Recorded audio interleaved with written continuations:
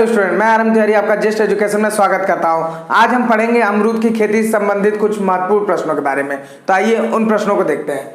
तो हम जानते हैं अमरूद को और दूसरे किस नाम से जाना जाता है? तो अमरूद को दूसरे नाम से जाना जाता है Apple of tropics. Apple of tropics, क्योंकि अमरूद जो है एक उष्णकटिबंधीय का पौधा है, एक ट्रॉपिकल रेंज का पौधा है, इसीलिए इसको हम क्या कहते हैं? एप्पल ऑफ ट्रॉपिक्स के नाम से भी जाना जाता है। उष्णकटिबंधीय सेब के नाम से भी हम इसको जानते हैं। नेक्स्ट देखते हैं कि अमरूद में पेक्टिन की मात्रा सर्वाधिक पाई जाती है। पेक्टिन की मात्रा जिसमें सर्वाधिक जिस फल में पाई जाती है उस फल से हम क्या करते हैं? जेली मेकिंग करते हैं। जेली को बनाने के लिए अगर एग्जाम में पूछता है कि जेली के लिए सबसे उपयुक्त फल कौन सा है, तो आप क्या बताएंगे? अमरूद है। जेली के बाद इसमें अगर पके हुए अमरूद के गूदे को हम देखते हैं तो उसमें विटामिन सी की मात्रा सर्वाधिक होती है। लगभग 260 से 300 मिलीग्राम पर ग्राम में पाई जाती है। इतनी मात्रा उसमें पाई जाती है। और अमरूद क्या है? अमरूद क्लाइमेट्रिक फ्रूट भी है। क्लाइमेट्रिक फ्रूट किसे कहते हैं? क्लाइमेट्रिक की हिंदी होती है मौसमी फल। तो आप यहाँ ध्यान दीजिएगा, मौसमी फल उन फलों को कहा जाता है जिनको पेड़ से तोड़ने के बाद क्या रख के पकाए जा सके। ऐसे फल जो पेड़ से तोड़ने के बाद भी पकते हैं उनको क्या कहते हैं? क्लाइमेट्रिक फ्रूट कहते हैं। लेकिन ऐसे फल जो पेड़ से तोड़ने के बाद नहीं पकते हैं उनको नॉन क्लाइमेट्रिक फ्रूट कहा जाता है। तो अमरूद को क्या है? क्लाइमेट्रिक फ्रूट के अंतर्गत रखा जाता है, मौसमी फल के अंतर्गत। इस क्लाइमेट्रिक फ्रूट के अंतर्गत मैंगो को भी रखा जाता है, बनाना को भी, पपाया को भी। और नॉन क्लाइमेट्रिक में किसको रखा जाता है? साइट्रस हो गया, लीची हो गया, ग्रेप हो गया, पोमग्रेनेट हो गया, इनको नॉन क्लाइमेट्रिक फ्रूट के अंतर्गत रखते हैं। तो आइए देखते हैं इसके बॉटनिकल नेम के बारे में। तो इसका बॉटनिकल नेम है साइडियम गुआजाभा।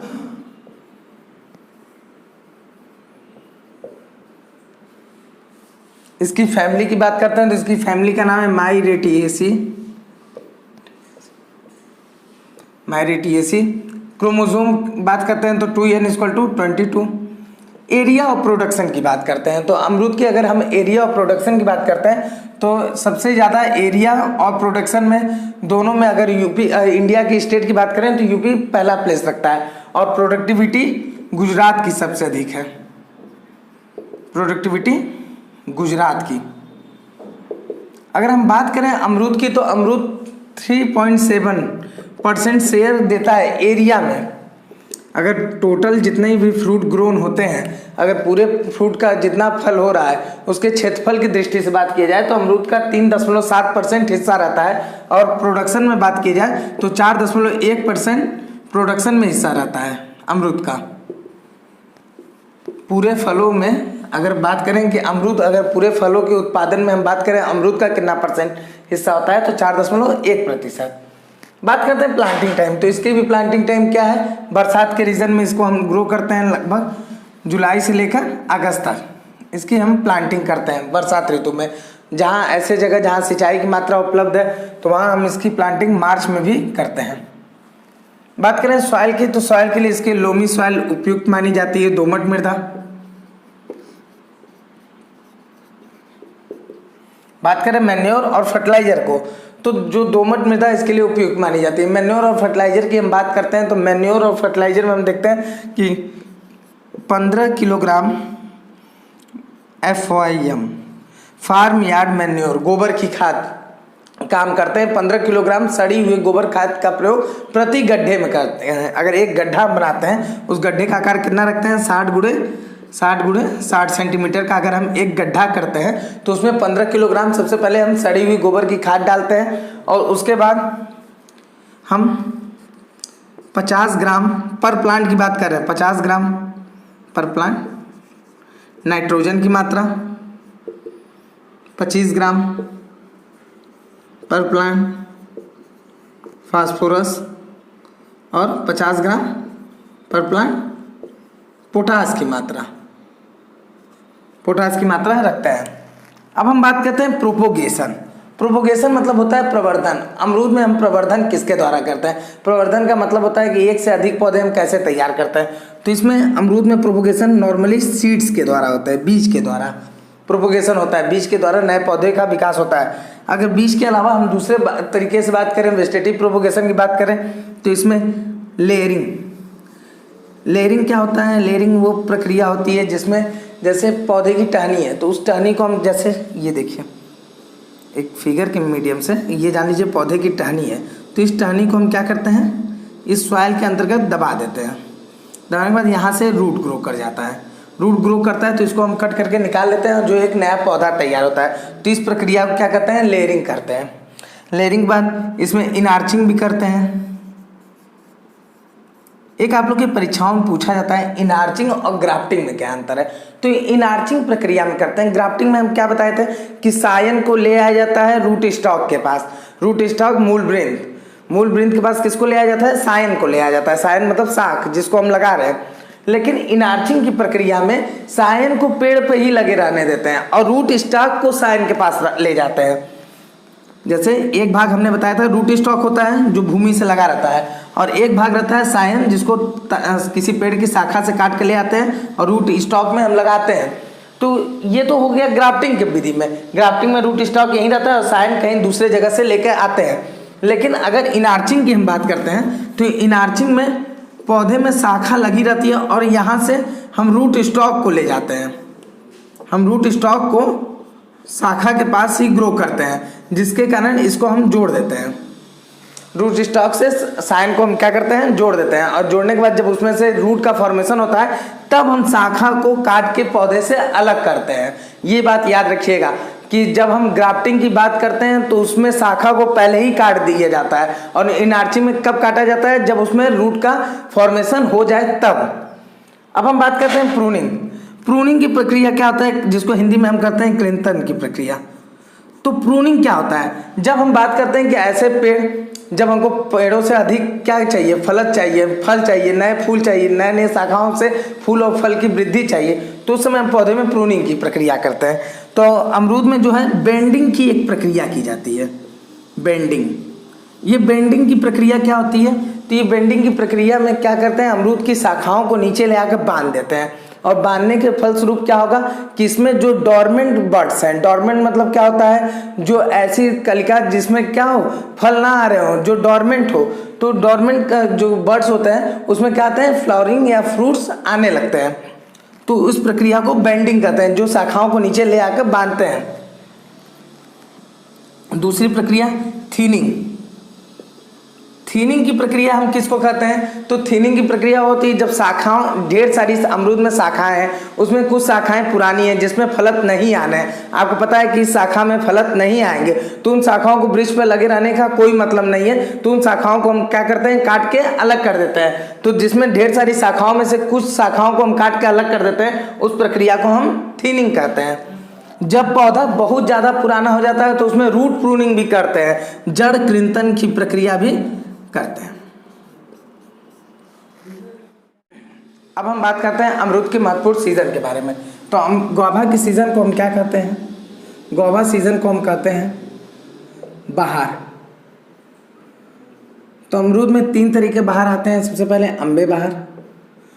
अम्बे बहार जो होता है इसमें जो फ्लावरिंग आती है, अम्बे बहार में जो फ्लावरिंग आती है वो कब आती है, फरवरी से मार्च में। और फरवरी से मार्च में फ्लावरिंग आती है। और फ्रूटिंग इसमें कब होती है, फ्रूट कब बनते हैं, तो फ्रूटिंग इसमें होती है लगभग जुलाई से लेके सितंबर तक। और ये इसका इल्ड क्या होता है, इल्ड इसके बहुत ही अच्छे नहीं होते हैं, पुअर इल्ड होते हैं। और इसका स्वाद भी कैसा लगता है, वाटरी मतलब जो इसके स्वाद रहते हैं कुछ पानी की तरह लगते हैं। बात करें मृग बहार की, तो मृग बहार में जो फ्लावरिंग आती है वो लगभग जून से जुलाई में आती है। और जो इसमें फल आते हैं, जो इसमें फलत लगते हैं, वो कब लगते हैं इसमें फल, तो इसमें फल लगते हैं नवंबर से लेके जनवरी तक। इसमें फल कब तक लगेंगे, नवंबर से लेके जनवरी तक। और इसकी ईल्ड हाइयर ईल्ड होती है, इसमें हाइयर ईल्ड होती है। इसकी सबसे ज़्यादा उपज मृग बहार की होती है, लगभग 300 से 500 जो फ्रूट होते हैं पर प्लांट लगते हैं। बात करें तीसरे हस्तबहार। हस्तबहार में फ्लावरिंग आती है अक्टूबर में, और जो इसकी फ्रूटिंग होती है वो मार्च से लेके अप्रैल तक होती है। और इसकी भी ईल्ड बहुत ज़्यादा नहीं होती है, नॉर्मली ईल्ड होती है। बात करते हैं इसके वैरायटी के बारे में। तो इसकी वैरायटी है लखनऊ 49, जिसको सरदार के नाम से भी जाना जाता है। ललित जो वैरायटी है वो सूटेबल जेली के लिए है। जेली जो मेकिंग होता है, जेली को बनाने के लिए सूटेबल वैरायटी के लिए कौन सी मानी जाती है? ललित। इलाहाबाद सफ़ेदा, इलाहाबाद सफ़ेदा,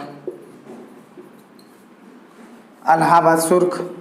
इलाहाबाद सुर्ख की जो वैरायटी होती है उसमें जो उसके गूदे रहते हैं और उसके बाहर का जो बार्क होता है वो दोनों रेड कलर के होते हैं। Pink fleshy. बात करते हैं हम चित्तीदार। चित्तीदार भी एक वैरायटी है। चित्तीदार में क्या खासियत है कि इसके अमरूद में बाहर की तरफ लाल लाल चित्ती धब्बे की तरह संरचना पाई जाती है, रेड स्पॉट पाए जाते हैं चित्तीदार में। एप्पल कलर इसकी एक वैरायटी है। एप्पल कलर बहुत महत्वपूर्ण वैरायटी है। एप्पल कलर का जो रंग होता है, जो उसके गुदे का रंग होता है, वो किस कलर का होता है? जो फ्लेश का कलर होता है तो रेड कलर का होता है। श्वेता एक वैरायटी इसकी है। श्वेता,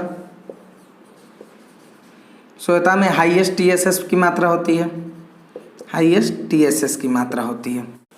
बात करते हैं इसकी एक हाइब्रिड वैरायटी है, हाइब्रिड 45, जो किसकी क्रॉस है? इलाहाबाद सफ़ेद, इलाहाबाद सफ़ेद, इलाहाबाद सफ़ेद इंटू लखनऊ 49, जिसका नाम सरदार भी है।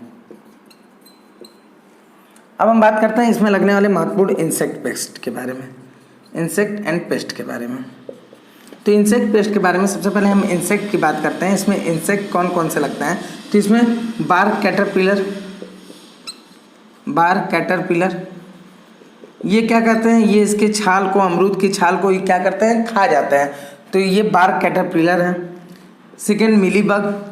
मिलीबग क्या होते हैं? जो मादा मिलीबग होती है उसमें पंख नहीं पाए जाते हैं। ये कोमल टहनी पत्तियों पे, शाखाओं पे चिपके हुए रहते हैं, सफ़ेद रंग के रहते हैं और चिपके हुए रहते हैं। ये उड़ नहीं पाते हैं। और इनको नष्ट कैसे कर सकते हैं? तो इनके जो चारों तरफ थाले होते हैं उसको खन के इनके अंडे को हम क्या करते हैं? निष्क्रिय कर देते हैं। आप देखे होंगे मिलीबग, जब हम आम में मिलीबग बता रहे थे तो आम में ग्रीस बेंडिंग की जा रही थी मिलीबग में ही, जिसमें क्या किया जाता है? ग्रीस बेंडिंग कर दिया जाता है जिससे ये ऊपर चढ़ के ना जा पाए।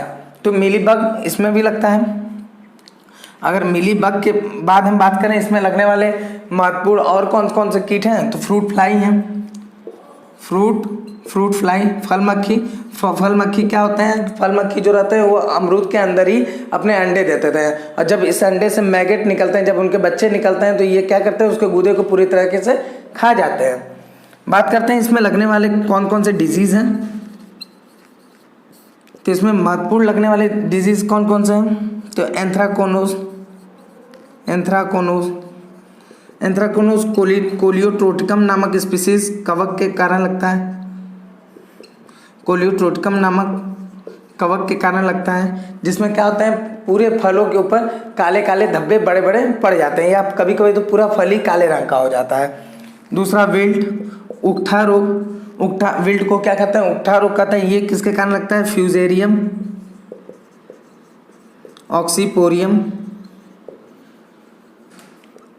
वैरायटी साइडी के कारण लगता है।